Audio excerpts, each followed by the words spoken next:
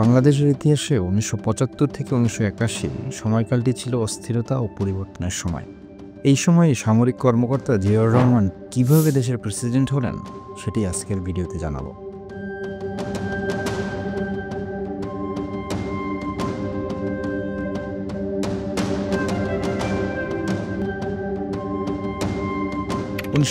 সালের ১৫ই আগস্ট এক রক্তক্ষয়ী অভ্যুত্থানের মাধ্যমে জাতির পিতা বঙ্গবন্ধু শেখ মুজিবুর রহমান ও তার পরিবারের সদস্যদের হত্যা করা হয়।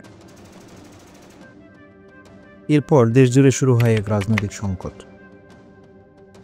এই অভ্যুত্থানের পর ক্ষমতা চলে যায় মেজর জেনারেল খন্দকার মোস্তাক আহমেদের হাতে, যিনি প্রেসিডেন্ট হিসেবে দায়িত্ব নেন, কিন্তু তার ক্ষমতা বেশি দিন টেকেনি। এরপর ৩রা নভেম্বর জেলখানায় ৪ জাতীয় নেতাকে হত্যা করা হয়, যা দেশকে আরও অস্থির করে তোলে। সেনাবাহিনীর বিভিন্ন গ্রুপের মধ্যে কোন্দল বাড়তে থাকে। ১৫ই আগস্টের অভ্যুত্থানের পর থেকেই সেনাবাহিনীতে বিভক্তি দেখা দেয়। খন্দকার মোশতাক বেশি দিন টিকতে পারেননি, আর তার বিরুদ্ধে ষড়যন্ত্র শুরু হয়।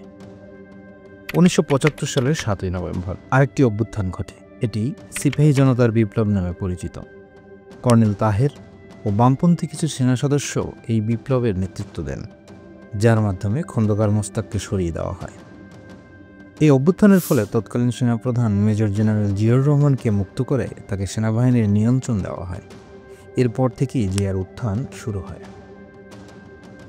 ৭ই নভেম্বরের ঘটনার পর দেশের সামরিক বাহিনীর নিয়ন্ত্রণ চলে যায় জিয়াউর রহমানের হাতে। ১৯৭৬ সালে তিনি আনুষ্ঠানিকভাবে সেনাপ্রধান হন এবং ধীরে ধীরে রাজনৈতিক শক্তি বাড়াতে থাকেন। অবশেষে ১৯৭৭ সালের ২১শে এপ্রিল তৎকালীন রাষ্ট্রপতি বিচারপতি আবু সাদাত মোহাম্মদ সায়েম স্বাস্থ্যের অবনতির কারণ দেখিয়ে পদত্যাগ করেন এবং জিয়াউর রহমান রাষ্ট্রপতির দায়িত্ব গ্রহণ করেন। রাষ্ট্রপতি হওয়ার পর জিয়াউর রহমান বেশ কিছু গুরুত্বপূর্ণ সিদ্ধান্ত নেন।